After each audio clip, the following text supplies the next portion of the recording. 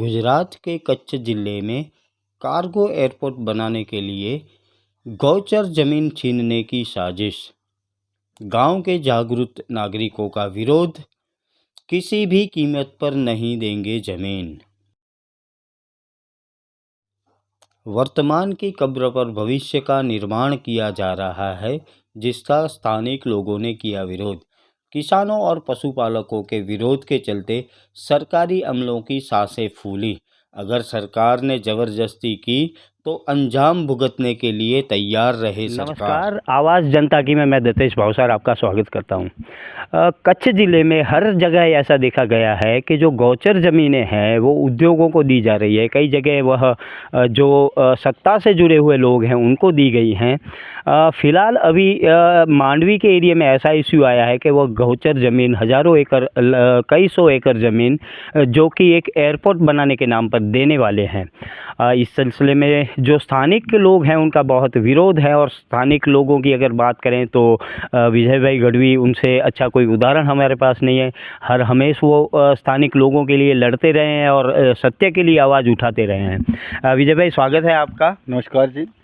विजय भाई, ये जो इश्यू अभी हुआ है, कोई एयरपोर्ट बनाने के लिए गौचर ज़मीन दी जा रही है, क्या ये पूरा मामला है, आपसे जानना चाहेंगे। मैं पूरा तो इसके ये कोई एयरपोर्ट के लिए, कार्गो एयरपोर्ट के लिए आने वाला है, मैं कोई ऐसा स्टडी नहीं किया है, लेकिन गौचर के बारे में बताएं तो कच्छ पूरा मवेशियों पे आधारित पूरा भी प्रदेश है। तो इसकी कच्छ की ख्याति भी यहाँ के ग्रेजीलैंड है जो बनी का, जो एशिया के नंबर 1 है। और कच्छ की पूरी जो ज़मीन है उसमें भी, और कच्छ में अच्छी ब्रीड के ये मवेशी भी होते हैं। यहाँ की भैंस बनी की, यहाँ के खारोई ऊँट, उसके अलावा यहाँ की गाय और कुछ प्राणी भी कच्छ में हैं जो कच्छ की वो अपनी आगवी पहचान है। और उसी वक्त पूरे कच्छ की पूरी ज़मीनें जितनी भी गौचर है, हर गांव में कहाँ न कहाँ ये उद्योग के नाम पे, विकास के नाम पे और ऐसे कई बवंडर खड़े करके ये दी जा रही है। आइए आप बात कर रहे हैं तो ये हमारा काठड़ा जो चारणों का खासकर गांव है, उसके बाजू में नज़दीक में मांडवी और काठड़ा की सीम में जो गौचर हैं वहाँ एक कार्गो एयरपोर्ट की कोई प्लान है। और उसके लिए अभी 4 दिन पहले गांव में ये लोग आए थे, कुछ ऑफिसर थे, कुछ पॉलिटिकल यहाँ के लोकल एमएलए थे, कुछ जिला पंचायत सदस्य थे और कुछ लोग थे जो पॉलिटिकल थे। गांव वालों पे ये प्रेशर कर रहे थे कि यहाँ का विकास हो रहा है, आप ज़मीन दे दो। तो ये पूरी 250 एकड़ ज़मीन है, वो ज़मीन गौचर की ये एयरपोर्ट में जाएगी और उसके बदले में वह कहाँ जो बंजर ज़मीन है वो देने वाले हैं। तो गांव वाले उसमें एग्री नहीं हुए।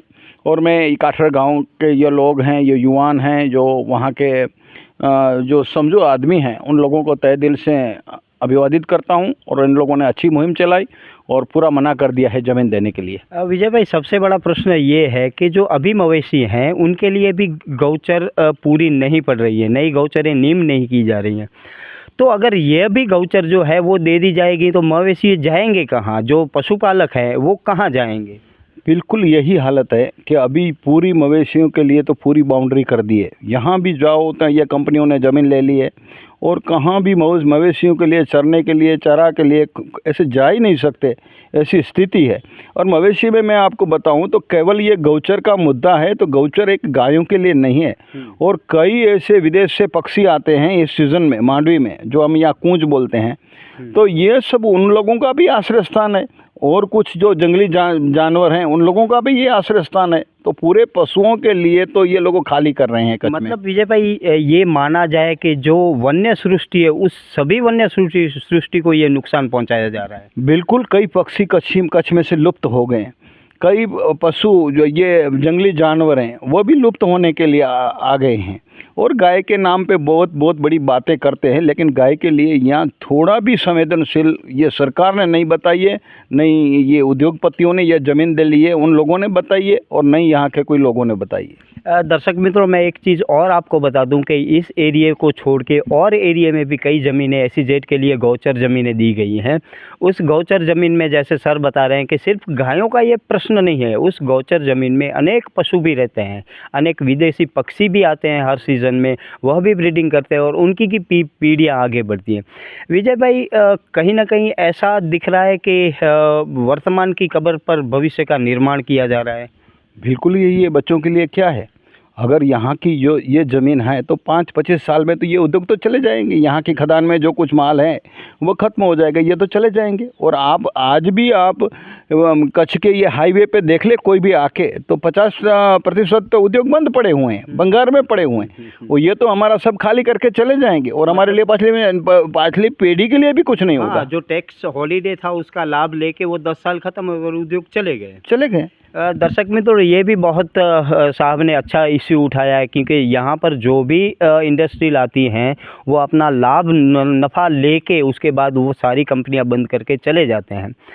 यह भी मुद्दा बहुत उठा था कि जो स्थानिक लोगों को भूकंप आया था उसके बाद 80% स्थानिक लोगों को रोज़गारी देनी चाहिए थी, लेकिन वह रेशियो भी कहीं पर भी मेंटेन नहीं हुआ।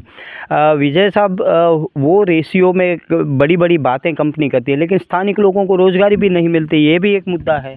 बिल्कुल, कहाँ रोज़गारी मिलती है। आप देखो, जहाँ जहाँ बड़े इंडस्ट्रीज़ आए हैं तो वो तो उसको जो क्वालिफ़िकेशन वाले लोग चाहिए तो वो तो बाहर से आते हैं। यहाँ का मजदूरी के लिए यहाँ के लोग तैयार नहीं हैं, वो भी यूपी, बिहार, उड़ीसा वहाँ से आते हैं।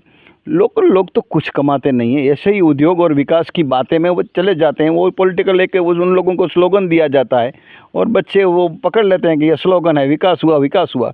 कुछ के खुद के घर में चूल्हा जलाने के लिए 200 रुपया नहीं है, वो भी विकास की बात कर रहे हैं।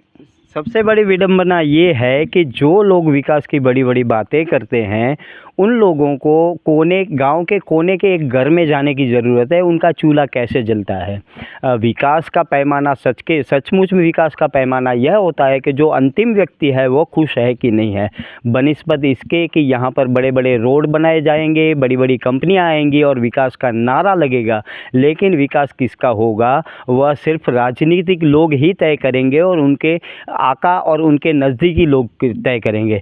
विजय भाई, आपका बहुत बहुत धन्यवाद हमें ये जानकारी देने के लिए। Thank you. तो हमने विजय साहब से यह भी जाना कि यहाँ लोगों की क्या समस्याएं हैं। अगर गौचर ज़मीन दे दी जाएगी तो पशुपालक कहाँ जाएंगे? जो पशुपालक यहाँ के ज़्यादातर लोग, आपको एक चीज़ और भी बता दें कि कच्छ डिस्ट्रिक्ट है, वहाँ पर हर हमेशा मानवों से पशुओं की संख्या ज़्यादा रहती है, इसलिए भी यह बहुत अति आवश्यक मुद्दा है कि गौचर ज़मीन रखी जाए और नई गौचर बनाई जाए। आपको हमारी स्टोरी कैसी लगी? अच्छी लगी तो लाइक करें, अच्छी ना लगे तो हमें सुझाव दें, लेकिन सब्सक्राइब कीजिएगा ज़रूर। नमस्कार, मैं दतेश भावसार, आवाज़ जनता की के लिए।